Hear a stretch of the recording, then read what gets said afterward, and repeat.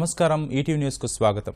కృష్ణా జలాల వినియోగంపై కృష్ణా నది యాజమాన్య బోర్డు రూపొందించిన ముసాయిదా నోటిఫికేషన్ను అనుమతించవద్దని కేంద్రానికి తెలంగాణ ప్రభుత్వం తేల్చి చెప్పింది. ఈ విషయంలో కేంద్రం ముందుకెళితే న్యాయ పోరాటానికైనా సిద్ధమని స్పష్టం చేసింది. కృష్ణా బోర్డు ఆంధ్రప్రదేశ్ను అనుకూలంగానూ తెలంగాణకు వ్యతిరేకంగానూ పనిచేస్తోందని కేంద్ర జలవనరుల శాఖ మంత్రి ఉమాభారతికి వివరించినట్లు తెలంగాణ నీటిపారుదల శాఖ మంత్రి హరీష్ రావు వెల్లడించారు. తెలుగు రాష్ట్రాల్లో సాగునీటి ప్రాజెక్టుల పరిధి నిర్వహణపై కృష్ణానది యాజమాన్య బోర్డు రూపొందించిన ముసాయిదా నోటిఫికేషన్ను వ్యతిరేకిస్తున్న తెలంగాణ ప్రభుత్వం ఈ విషయాన్ని కేంద్రం దృష్టికి తీసుకెళ్లింది. ఈ మేరకు తెలంగాణ నీటిపారుదల శాఖ మంత్రి హరీష్ రావు రాష్ట్ర ప్రజా ప్రతినిధులతో కేంద్ర జలవనరుల శాఖ మంత్రి ఉమాభారతిని కలిసి తెలంగాణ వాదనను వినిపించారు. నీటి కేటాయింపులపై బ్రిజేష్ ట్రైబ్యునల్లో వాదనలు జరుగుతూ ఉండగానే ప్రాజెక్టుల పరిధిపై ముసాయిదా నోటిఫికేషన్ తయారు చేయడం సరికాదన్న విషయాన్ని ఉమాభారతి దృష్టికి తీసుకెళ్లినట్లు సమావేశం తర్వాత హరీష్ రావు వెల్లడించారు. విభజన చట్టం ప్రకారం రెండు రాష్ట్రాల మధ్య జరిగిన నీటి కేటాయింపుల్ని నియంత్రించే అధికారం మాత్రమే బోర్డుకు ఉంటుందన్న ఆయన, బోర్డు మాత్రం తన పరిధి దాటి వ్యవహరిస్తోందని మండిపడ్డారు. తెలంగాణలోని జూరాలపై పూర్తి అధికారాలు బోర్డుకుంటాయని ముసాయిదాలో పేర్కొన్న బోర్డు ఆంధ్రప్రదేశ్లో పులిచింతల, కేసీ కెనాల్పై మాత్రం నామమాత్రపు నియంత్రణ పెట్టడం సరికాదన్నారు. వరద జలాలపై ఆధారపడి కట్టిన ప్రాజెక్టుల విషయంలోనూ ఇదే తరహాలో తెలంగాణకు అన్యాయం జరుగుతోందని వివరించారు. తమ వాదనపై ఉమాభారతి సానుకూలంగా స్పందించాలని చెప్పిన హరీష్ రావు ఇవాళ జలవనరుల శాఖ ప్రత్యేక కార్యదర్శి అమర్జిత్ సింగ్ తో సమావేశం కావాలని సూచించారని తెలిపారు. మిగులు జలాల మీద ఆధారపడేటువంటి కల్వకుర్తి ఏఎంఆర్పీ ప్రాజెక్టు మాత్రం వరద జలాలు వాడుకోవాలి అని ప్రత్యేకంగా దాంట్లో పొందుపరిచారు. అదే ఆంధ్రప్రదేశ్ కు చెందిన కృష్ణా బేసిన్ కు బయట ఉన్నటువంటి వలిగొండ గాని, హెచ్ఎన్ఎస్ఎస్ గాని, పోతిరెడ్డిపాడు గాని వరద జలాలు అనే పదవి జోడించలేదు. వాస్తవానికి అవన్నీ కూడా వరద జలాల మీద కట్టినటువంటివి. దీన్ని బట్టి ఈ ముసాయిదా నోటిఫికేషన్ అనేటువంటిది ఏదో ఆంధ్రప్రదేశ్ ప్రభుత్వం రాసిస్తే దాని మీద సంతకం పెట్టినట్టుగా, ఆంధ్రప్రదేశ్ కు అనుకూలంగా తెలంగాణ ప్రయోజనాలకు విరుద్ధంగా తయారు కాబట్టదనేటువంటిది చాలా స్పష్టంగా కూడా మనకు అర్థమవుతా ఉంది. సో ఆ డ్రాఫ్ట్ నోటిఫికేషన్ మీరు అంగీకరించొద్దు. అది పార్లమెంట్ లో చేసినటువంటి చట్టానికి వ్యతిరేకము. ఒకవేళ కేంద్ర ప్రభుత్వం ఆమోదించిన మేము కోర్టుకు వెళ్లక తప్పనిసరి పరిస్థితి ఏర్పడుతుంది అనే ఆ రూల్ పొజిషన్ ఉమాభారతి గారికి మేము వివరించడం జరిగింది. గోదావరి నదిపై ఆంధ్రప్రదేశ్ పట్టిసీమ ప్రాజెక్టు నిర్మించడం వల్ల తెలంగాణకు 45 టీఎంసీల నీరు రావాల్సి ఉందన్న హరీష్, పోలవరం ప్రాజెక్టుకు సంబంధించి మరో 45 టీఎంసీలు ఇప్పించాలంటూ నిబంధనల్ని వివరించారు. రాజ్యసభలో ఏం చెప్పినారంటే పట్టిసీమ ప్రాజెక్ట్ అనేది పోలవరంలో అంతర్భాగం కాదు అని చాలా స్పష్టంగా చెప్పినారు. 80 టీఎంసీల నీళ్లను గోదావరి నుంచి మీరు కృష్ణా నది పరివాహక ప్రాంతానికి మళ్లిస్తున్నారు. ఆ 80 టీఎంసీల్లో కూడా అప్పర్ రైపేరియన్ స్టేట్స్ అయినటువంటి తెలంగాణకు, కర్ణాటక, మహారాష్ట్రాలకు నీటి హక్కులు ఆటోమేటిక్ గా సంక్రమిస్తాయి. ఇక్కడ కూడా 45 టీఎంసీలు తెలంగాణకు వాటా రావాలి. అదేవిధంగా పోలవరం ప్రాజెక్టుకు అనుమతులు వచ్చినాయి కనుక అక్కడ మరో 45 టీఎంసీలు, అంటే ఈ 90 టీఎంసీలు ఈ సంవత్సరం అదనంగా మాకు కేటాయించండి. 299 ఆంధ్రప్రదేశ్లో చేసుకున్న వర్కింగ్ అరేంజ్మెంట్ కు అదనంగా మరి ఈ రోజు ఉన్నటువంటి కేడబ్ల్యూడిటి, జీడబ్ల్యూడిటి అవార్డుల ప్రకారంగా ఈ 90 టీఎంసీలు కూడా మా హక్కుగా లభిస్తాయి. తెలంగాణలోని ఓ ప్రాజెక్టుకు జాతీయ హోదా ఇవ్వడం సహా పీఎంకేఎస్వైలో భాగంగా మరో 11 ప్రాజెక్టులకు నిధులు ఇవ్వాలని ఉమాభారతిని కోరగా త్వరలోనే 1000 కోట్లు ఇస్తామని చెప్పారని వెల్లడించారు. అంతకుముందు కేంద్ర వ్యవసాయ శాఖ మంత్రి రాధామోహన్ సింగ్ ను కలిసిన హరీష్ రావు గోదాముల నిర్మాణంలో రాయితీ ఇవ్వాలని విజ్ఞప్తి చేశామన్నారు. ఇన్పుట్ సబ్సిడీ బకాయిల్ని కూడా వెంటనే విడుదల చెయ్యాలని కోరామని చెప్పారు. ఆంధ్రప్రదేశ్ పునర్విభజన చట్ట ప్రకారం కృష్ణానది యాజమాన్య బోర్డుకు అధికారాలు ఇవ్వాలని, లేకుంటే రెండు రాష్ట్రాల ప్రయోజనాలకు నష్టమేనని ముఖ్యమంత్రి చంద్రబాబు పేర్కొన్నారు. బోర్డుకు అధికారాలు కల్పిస్తే తెలంగాణకు అన్యాయం జరుగుతుందన్న ఆ రాష్ట్ర వాదన సరికాదన్న ఆయన, వీలైనంత త్వరగా బోర్డుకు అధికారాలు కల్పిస్తూ నోటిఫికేషన్ ఇవ్వాలని కేంద్ర మంత్రి ఉమాభారతికి రాసిన లేఖలో పేర్కొన్నారు. ఈ మేరకు విభజన చట్టంలో ఒకటైన ఈ నిర్ణయాన్ని వెంటనే అమలు చేయాలని కోరారు. కృష్ణానది యాజమాన్య బోర్డు అధికార పరిధిని వెంటనే నిర్ణయించాలని కోరుతూ ముఖ్యమంత్రి చంద్రబాబు కేంద్ర జలవనరుల శాఖ మంత్రి ఉమాభారతికి లేఖ రాశారు. ఈ విషయంలో తెలంగాణ వైఖరిని తప్పుబట్టిన సీఎం బోర్డు పరిధిని నిర్ణయించాల్సిన ఆవశ్యకతను వివరించారు. దేశంలోని ప్రతి వ్యవసాయ క్షేత్రాన్ని సాగులోకి తేవాలనేదే ప్రధాని మోదీ ఆకాంక్షకు అనుగుణంగా ఆంధ్రప్రదేశ్ ప్రభుత్వం అన్ని ప్రాజెక్టులపై దృష్టి పెట్టి నిర్ణీత సమయంలో పూర్తి చేయాలనే సంకల్పంతో ఉందన్నారు. ఈ లక్ష్యం నెరవేరాలంటే కృష్ణానది యాజమాన్య బోర్డు అధికార పరిధిని సత్వరం నిర్ణయించాలని కోరారు. బోర్డు అధికార పరిధి నోటిఫికేషన్ విడుదల చేయవద్దంటూ తెలంగాణ ముఖ్యమంత్రి రాసిన లేఖలోని అంశాలు పునర్విభజన చట్టానికి అనుగుణంగా లేవని చంద్రబాబు పేర్కొన్నారు. తెలంగాణ లేఖలో పునర్విభజన చట్టంలోని సెక్షన్ 89 ప్రకారం కేడబ్ల్యూటీటీ తీసుకునే నిర్ణయానుసారం సెక్షన్ 87ను అమలు చేయాల్సి ఉంటుందని చంద్రబాబు గుర్తు చేశారు. ఉమ్మడి జలాశయాల నుంచి నీటిని సామరస్యపూర్వకంగా వినియోగించుకోవడానికి ఉద్దేశించిన సెక్షన్ 87(1) అమలు చేయడానికి కేడబ్ల్యూటీటీ సెక్షన్ 89 కింద చేయబోయే అభ్యాసం ఏమాత్రం అడ్డంకి కాదన్నారు. ఇది సెక్షన్ 89లో లేకున్నా అమలు చేయాల్సిన అంశమన్నారు. ప్రాజెక్టుల వారీగా ప్రత్యేక కేటాయింపులు లేకపోయినప్పటికీ రెండు రాష్ట్రాల సాగు, తాగు, విద్యుత్ ఉత్పత్తి కోసం వీటిని వినియోగించుకుంటూనే ఉన్నాయన్నారు. ఏ రాష్ట్రం పట్ల పక్షపాతం లేకుండా న్యాయబద్ధంగా నీటి నిర్వహణకు సెక్షన్ 87 అవకాశం కల్పిస్తున్నట్లు వివరించారు. బోర్డుకు ఆయా ప్రాజెక్టులపై అధికారాలు కల్పించినందున దిగువ రాష్ట్రాల రైతుల అవసరాలను తెలంగాణ ఏమాత్రం ఖాతరు చేయడం లేదన్నారు. ఎగువ రాష్ట్రంగా ఉన్నందున ఈ పరిస్థితిని ఒక అవకాశంగా తీసుకుంటుందని లేఖలో సీఎం పేర్కొన్నారు. బోర్డు నుంచి స్పష్టమైన ఆదేశాలున్నా 2 ఏళ్లుగా శ్రీశైలం, నాగార్జునసాగర్ జలాశయం నుంచి ఆలస్యంగా నీటిని విడుదల చేస్తుందని వివరించారు. 11వ షెడ్యూల్లోని 9వ పేరాలో తీసుకున్న నిర్ణయాలను ఏ రాష్ట్రమైనా అమలు చేయనట్లయితే కేంద్రం జరిమానా విధిస్తుందన్న విషయాన్ని ప్రస్తావించారు. బోర్డుకు అధికారాలను నిర్ణయించకపోవడం వల్ల ఆ అవకాశం లేకపోయిందని ఆవేదన వెలిబుచ్చారు. 2 రాష్ట్రాల ప్రయోజనాలను దృష్టిలో పెట్టుకుని తటస్థ సంస్థగా కేంద్రం కృష్ణా బోర్డును ఏర్పాటు చేసిందన్నారు. పార్లమెంట్ ఆమోదంతో ఏర్పడిన బోర్డుకు అధికారాలు కల్పించకపోతే ఉనికి కోల్పోవడంతో పాటు నిష్ప్రయోజనంగా మిగిలిపోతుందన్నారు. తమతో సంప్రదింపులు జరపకుండానే ముసాయిదా నోటిఫికేషన్ పంపించారన్న తెలంగాణ వాదన అవాస్తవమన్న సీఎం రెండో సమావేశంలోనే ఇతర అంశాలతో పాటు ఈ విషయాన్ని తెలియజెప్పామన్నారు. బోర్డు అధికార పరిధి, విధి విధానాల పట్ల ఆంధ్రప్రదేశ్ గతేడాది ఆగస్టు 1నే అభిప్రాయాలను, సూచనలను తెలియజేసిందని గుర్తు చేశారు. కొత్త జిల్లాల ఏర్పాటు ప్రక్రియను తెలంగాణ సర్కార్ వేగవంతం చేస్తోంది. దసరా నుంచి కొత్త జిల్లాలో కార్యకలాపాలు మొదలవుతాయని ప్రకటించిన సర్కార్ అందుకు అవసరమైన కసరత్తు ముమ్మరం చేసింది. అందులో భాగంగా ఇవాళ రేపు కార్యశాల నిర్వహిస్తోంది. ఆయా జిల్లాల్లో మండల, రెవెన్యూ డివిజన్ల పునర్వ్యవస్థీకరణ, కొత్త జిల్లాల ఏర్పాటుకు సంబంధించి కలెక్టర్లు అందించే ప్రతిపాదనలపై కార్యశాలలో చర్చించనున్నారు. ప్రజల అభ్యంతరాలు స్వీకరించిన తర్వాత జిల్లాల పునర్వ్యవస్థీకరణ ముసాయిదా ప్రకటించాలని తెలంగాణ సర్కార్ భావిస్తోంది.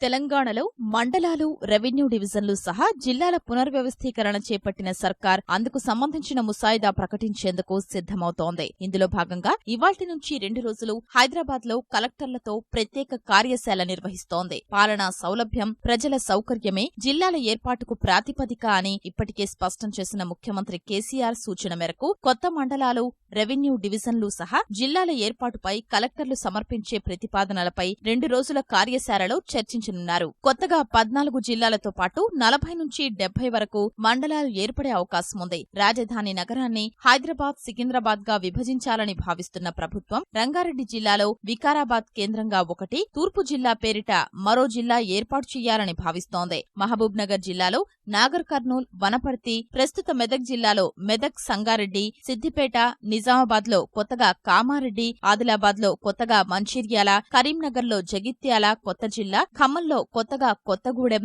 వరంగల్ జిల్లాలో కొత్తగా భూపాలిపల్లి కేంద్రంగా ఆచార్య జయశంకర్ జిల్లా, మహబూబాబాద్ కేంద్రంగా మరో జిల్లా ఏర్పాటు కానుంది. నల్గొండలో కొత్తగా సూర్యాపేట, యాదాద్రి జిల్లాలు రానున్నాయి. 20 మండలాలు, 4 నుంచి 5 శాసనసభ నియోజకవర్గాలతో ఒక్కో జిల్లా ఏర్పాటు చేసే అవకాశాలున్నాయి. ఇదే సమయంలో తెరాస నేతలు కూడా కొన్ని ప్రతిపాదనలు సిద్ధం చేయగా ఇవాళ జరిగే కార్యశాలలో కలెక్టర్లతో ప్రభుత్వ ప్రధాన కార్యదర్శి రాజీవ్ శర్మ, భూ పరిపాలనా శాఖ ప్రధాన కమిషనర్ రేమండ్ పీటర్ చర్చిస్తారు. ముఖ్యమంత్రి కేసీఆర్ రేపటి సమావేశంలో పాల్గొంటారు. ఈ 2 రోజులు స్థానికంగా ఉన్న డిమాండ్లు, ప్రభుత్వ మార్గదర్శకాలకు లోబడి అన్ని అంశాల్ని పరిశీలించి పునర్వ్యవస్థీకరణకు తుదిరూపు తీసుకొస్తారు. తరువాత ముసాయిదా రూపకల్పన చేస్తారు. ఈ నెలాఖరులోపే ముసాయిదా విడుదల చేసే అవకాశం ఉండగా ప్రజల అభ్యంతరాలు, సూచనలకు 1 రోజులు గడువిచ్చి ఆగస్టు 4 తర్వాత కొత్త జిల్లాల ఏర్పాటును అధికారికంగా ప్రకటిస్తారు. ఆంధ్రప్రదేశ్ను వ్యాపార రంగానికి గమ్యస్థానంగా మారుస్తామని ముఖ్యమంత్రి చంద్రబాబు పునరుద్ఘాటించారు. పరిశ్రమలు పెట్టాలనుకునేవారు ఎవరికీ ఒక్క పైసా కూడా ఇవ్వాల్సిన అవసరం లేకుండా అనుమతులన్నీ ఆన్లైన్లో ఇచ్చే వ్యవస్థను త్వరలోనే అందుబాటులోకి తెస్తామన్నారు. పారిశ్రామికవేత్తలకు విద్యుత్, వ్యాట్ రాయితీలు మరింత సులభతరం చేస్తామన్న చంద్రబాబు యువతకు నైపుణ్య శిక్షణ ఇచ్చేందుకు ఒక్కొక్కరిపైన 50,000 వరకు వెచ్చిస్తామని వెల్లడించారు. నవనిర్మాణ దీక్ష వారోత్సవాల్లో భాగంగా విజయవాడ A1 కన్వెన్షన్ ప్రాంగణంలో జరిగిన కార్యక్రమంలో పాల్గొన్న ముఖ్యమంత్రి చంద్రబాబు పరిశ్రమలు, సేవారంగంలో ప్రగతి, భవిష్యత్తు కార్యాచరణపై జరిగిన చర్చా గోష్ఠిలో వక్తల అభిప్రాయాలు, సూచనల్ని తెలుసుకున్నారు. సుదీర్ఘ తీర ప్రాంతం, అత్యంత లోతైన ఓడరేవులు ఉన్నందున నౌకాశ్రయాల అభివృద్ధితో రాష్ట్ర ఆదాయం పెంచుతామని చెప్పిన బాబు అభివృద్ధి కార్యక్రమాలకు భూములిచ్చి సహకరించాలని రైతుల్ని కోరారు. రాయలసీమ సౌర విద్యుత్ కేంద్రంగా తీర్చిదిద్దుతామని వివరించారు. జిల్లా లెవెల్లో కానీ రాష్ట్ర స్థాయిలో కానీ ఏదైనా ఒక ఇండస్ట్రీ పెట్టాలంటే మీరు 10 దిక్కలు తిరిగే పని లేదు. మీరు నేరుగా ఒక అప్లికేషన్ పెట్టుకుని దానికి కావాల్సిన అన్ని కూడా మీరు సమకూర్చుకుని మీరు అప్లికేషన్ పెడితే మీకు రావాల్సిన అన్ని అనుమతులు కూడా ఆన్లైన్లోనే ఇచ్చేస్తాం. 14 రోజుల్లో ఇవ్వాలని నిబంధన పెట్టాను. కాబట్టి ఎవ్వరికీ అనుమతుల కోసం ఒక్క పైసా ఎక్కడా డబ్బులు ఇచ్చే పని లేదు. పరిశ్రమల ద్వారా వచ్చే ఉద్యోగాలు స్థానికులకే దక్కేలా చర్యలు చేపడుతున్నట్లు వెల్లడించిన చంద్రబాబు అందుకు అవసరమైన నైపుణ్యం సాధించేలా యువతకు శిక్షణ ఇప్పిస్తామని చెప్పారు. ఈ రాష్ట్రంలో ఉండే యువకులందరినీ ప్రోత్సహిస్తున్నాను. ఈ రాష్ట్రంలో వచ్చే ఉద్యోగాలు మన పిల్లలకి ఇవ్వాలని అవసరమైతే ఒక్కొక్కరికి 50,000, 60,000 రూపాయల ఖర్చు అయినా పూర్తిగా శిక్షణ ఇచ్చి వాళ్లకు ఉద్యోగాలు ఇప్పిస్తున్నాను. వీళ్లే కాదు, కొంతమంది పెద్ద పెద్ద కంపెనీలు ఉన్నాయి, వాళ్ళు మన వాళ్ళకి శిక్షణ ఇస్తారు. శిక్షణ ఇచ్చి భారతదేశంలో ఎక్కడ పరిశ్రమలుంటే అక్కడికి పంపిస్తారు, విదేశాలకు పంపిస్తారు. దానికి కూడా ప్రాధాన్యత ఇస్తున్నాను. అన్ని ప్రాంతాల్ని సమానంగా అభివృద్ధి చేస్తామన్న చంద్రబాబు అందుకే తలసరి ఆదాయం, స్థూల జాతీయోత్పత్తిని మండల స్థాయిలోనూ లెక్కించామని గుర్తు చేశారు. ద్వైపాక్షిక సంబంధాల్లో 2 ఏళ్లుగా సరికొత్త స్నేహగీతం ఆలపిస్తున్న భారత్, అమెరికా మైత్రిని మరింత బలోపేతం చేసుకునే దిశగా కీలక అడుగు వేయనున్నాయి. ఈ మేరకు అమెరికాలో పర్యటిస్తున్న ప్రధాని నరేంద్ర మోదీ నేడు అధ్యక్షుడు బరాక్ ఒబామాతో విస్తృత చర్చలు జరపనున్నారు. అమెరికా కాంగ్రెస్ ఉభయ సభల సంయుక్త సమావేశాన్ని ఉద్దేశించి ప్రసంగించనున్న మోదీ పెట్టుబడుల ఆకర్షణే లక్ష్యంగా అక్కడి వాణిజ్యవేత్తలతో భేటీ కానున్నారు. కేంద్రంలో అధికార పగ్గాలు చేపట్టాక 4వసారి అమెరికా పర్యటనకు వెళ్లిన ప్రధాని నరేంద్ర మోదీకి ఘన స్వాగతం లభించింది. 5 దేశాల పర్యటనలో భాగంగా స్విట్జర్లాండ్ నుంచి వాషింగ్టన్ చేరుకున్న ప్రధానికి ఆతిథ్య దేశ ఉన్నతాధికారుల బృందం ఆహ్వానం పలికింది. త్రివర్ణ పతాకాలు చేతబూని తనకు స్వాగతం చెప్పేందుకు విమానాశ్రయానికొచ్చిన ప్రవాస భారతీయులతో మోదీ కరచాలనం చేశారు.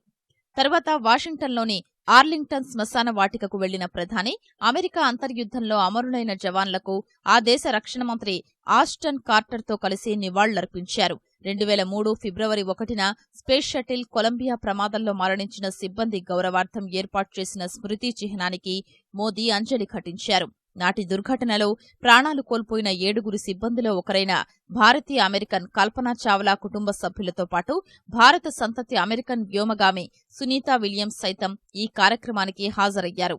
భారత్కు చెందిన పురాతన వస్తువుల్ని అమెరికా తిరిగిచ్చేందుకు ఏర్పాటు చేసిన కార్యక్రమానికి మోదీ హాజరయ్యారు. అమెరికాకు చెందిన వేర్వేరు మేధావి సంఘాల ప్రతినిధులతో ప్రధాని సమావేశమయ్యారు. మోదీ, ఒబామా మధ్య రాత్రికి కీలక భేటీ జరగనుంది. శ్వేత సౌధంలోని ఓవల్ ఆఫీసులో సమావేశం కానున్న ఇద్దరు నేతలు వేర్వేరు రంగాల్లో పరస్పర సహకారం విషయంలో 2 దేశాలు సాధించిన పురోగతిపై సమీక్షించనున్నారు. భారత్, అమెరికా వ్యూహాత్మక భాగస్వామ్యాన్ని మరింత విస్తృతం చేయడంపై సమాలోచనలు జరపనున్నారు. సంయుక్త మీడియా సమావేశం తర్వాత ఒబామా ఇచ్చే ప్రత్యేక విందుకు హాజరు కానున్న మోదీ అమెరికాకు చెందిన వ్యాపార దిగ్గజాలతో భేటీ అవుతారు. అమెరికా భారత్ వాణిజ్య మండలి 40వ వార్షిక సర్వసభను ఉద్దేశించి ప్రసంగించనున్న ప్రధాని భారత్లోని అపార అవకాశాల్ని మరోమారు వివరించి పెద్ద ఎత్తున పెట్టుబడులు పెట్టాల్సిందిగా కోరనున్నారు. బుధవారం అమెరికా కాంగ్రెస్ ఉభయ సభల సంయుక్త సమావేశాన్ని ఉద్దేశించి ప్రసంగించనున్న మోదీ తర్వాత మెక్సికో పర్యటనకు వెళతారు. రాజ్యాంగ విధుల నిర్వహణలో కార్యనిర్వాహక వ్యవస్థ విఫలమైనప్పుడే న్యాయ వ్యవస్థ జోక్యం చేసుకుంటుందని భారత ప్రధాన న్యాయమూర్తి జస్టిస్ టిఎస్ ఠాకూర్ స్పష్టం చేశారు. ప్రభుత్వ వ్యవహారాల్లో న్యాయస్థానాలు ఇటీవల మితిమీరిన జోక్యం చేసుకుంటున్నాయనే విమర్శల్ని ఆయన ఈటీవీ ప్రత్యేక ముఖాముఖిలో నిర్ద్వంద్వంగా తోసిపుచ్చారు. కొత్త న్యాయస్థానాల ఏర్పాటు, న్యాయమూర్తుల నియామకం అవసరాలపై త్వరలో ప్రధాని నరేంద్ర మోదీకి నివేదిక పంపనున్నట్లు జస్టిస్ ఠాకూర్ వెల్లడించారు. एक सवाल और उठता है सर, अभी हाल के दिनों में कहीं न कहीं कुछ कमेंट्स आते हैं कि जुडिशरी कहीं न कहीं जो डेमोक्रेसी का ब्रिक है उसको कमजोर कर रही है. मुझे नहीं लगता है ऐसा. कम से कम जुडिशरी में ऐसी कोई एफर्ट नहीं है कि हम हुकूमत का जो काम है वो आप टेक ओवर कर लें या हुकूमत की पॉलिसीज़ को खुद सेटल करें. हमारी ये मजबूरी है कि अगर कहीं पे कोई काम जो होना चाहिए कॉन्स्टिट्यूशन के मुताबिक या किसी कानून के मुताबिक अगर नहीं हो रहा तो फिर उसको करवाया जाए। हम तो चाहते हैं कि जिस इंस्टीट्यूशन का फ़र्ज़ है जो काम करना, उस इंस्टीट्यूशन को सेंसिटाइज किया जाए और उससे कहा जाए कि तुम करो।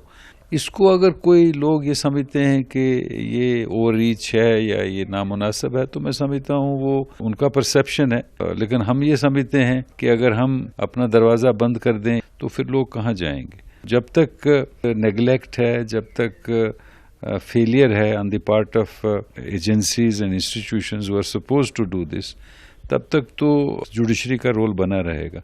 हम भी बहुत खुश होंगे अगर हुकूमत इन तमाम इश्यूज़ को इफ़ेक्टिवली हैंडल करे, हमें मौका ही ना दे कुछ उस पर तनकीद करने का, उसके ऊपर क्रिटिसाइज़ करने का। तो जुडिशल इंटरफेरेंस जो है गवर्नमेंटल इश्यूज़ में कम से कम हो, वो डिपेंड करती है कि गवर्नमेंट जो है कितने इफेक्टिवली और एफिशिएंटली अपना काम करती है। अगर वो एफिशिएंटली काम करें, सिंसियरली काम करें, तो कौन सी कोर्ट कह चाहेगी कि सब गवर्नमेंट के मामले में वो मुदाखलत करे। लोग मायूस होके हर एक छोटी छोटी बात, बड़ी बात, सब कोई भी किसी तरह की बात हो, वो कोर्ट के दरवाजे पर आके गुहार लगाते हैं। ये क्या माना जाए कि कहीं ना कहीं सिस्टम में कहीं कोई बहुत बड़ा कोई फ्लॉ आ गया है, और अगर आया है तो उसको किस ढंग से उस कमी को पूरी किया जा सकता है? आपकी क्या सर इस पर सलाह है? देखिए, ये कहा जाता है कि जो कोर्ट में मुकदमे आते हैं उसमें तकरीबन 85% केसेस जो हैं वो सरकार के खिलाफ होते हैं। एक आइडियल सिचुएशन तो ये होगी जबकि सिस्टम के अंदर कोई ऐसा मैकेनिज़्म हो जिसमें जिसको जितना मिलना चाहिए, जो हक बनता है, उसको दिया जाए बगैर उसको कोर्ट में जाने के मजबूर किए। हमें कोर्ट में आने से कोई परेशानी नहीं, हम तो चाहेंगे कि लोगों को कोर्ट में आने के लिए मजबूर न किया जाए, लेकिन अगर वो पॉसिबल नहीं है किसी वजह से कोर्ट में लोग आएँ तो उन्हें रिलीफ मिले। लेकिन हम चाहते हैं कि साहब कोर्ट में जो रिलीफ देने की जो प्रोसेस है वो थोड़ी स्पीड अप हो जाए, और वो उसके लिए ज़रूरी है कि लार्ज नंबर ऑफ कोर्ट्स हों, जो जजों की तादाद बढ़े, इंफ्रास्ट्रक्चर बढ़े। मैंने इसके बारे में पहले भी कहा है, प्राइम मिनिस्टर साहब से भी बात हुई है। मैं तैयार कर रहा हूँ एक रिपोर्ट, मैं गवर्नमेंट को भेजूंगा, प्राइम मिनिस्टर साहब को भेजूंगा। हम अकेले तो कुछ नहीं कर सकते इसमें। हम चाहते हैं कि जितने सेंसिटिव हम हैं उतने सेंसिटिव अगर हुकूमत भी हो तो बहुत अच्छा रहेगा, लोगों को इससे फ़ायदा होगा, इंसाफ जल्दी मिलेगा, सस्ता मिलेगा। आपने एक मैकेनिज्म तैयार करने की बात कही थी कि जो बैड लोन डिफॉल्टर्स हैं उसको कैसे रोका जाए, और वो पैसा जो है किस ढंग से जो ज़रूरतमंद हैं, जो कृषि जो किसान हैं, उनको मिला जाए। ये बैड लोन्स का जो इशू है वो सब जुडिस है, उस पर मैं इस स्टेज के ऊपर कुछ नहीं कहना चाहूँगा। मुझे लगता है कि वो उसमें भी सरकार की सेंसिटिविटी होनी बहुत ज़रूरी है।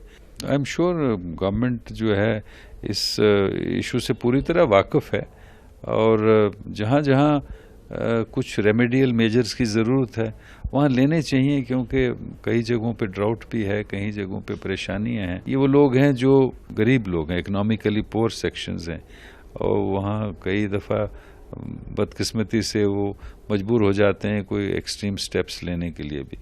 तो मुझे उम्मीद है कि गवर्नमेंट इसमें देखेगी। తూర్పుగోదావరి జిల్లా తునిలో కాపుగర్జన సందర్భంగా జరిగిన విధ్వంసం కేసులో ఏపీ సిఐడి 6 నిందితుల్ని అరెస్టు చేసింది.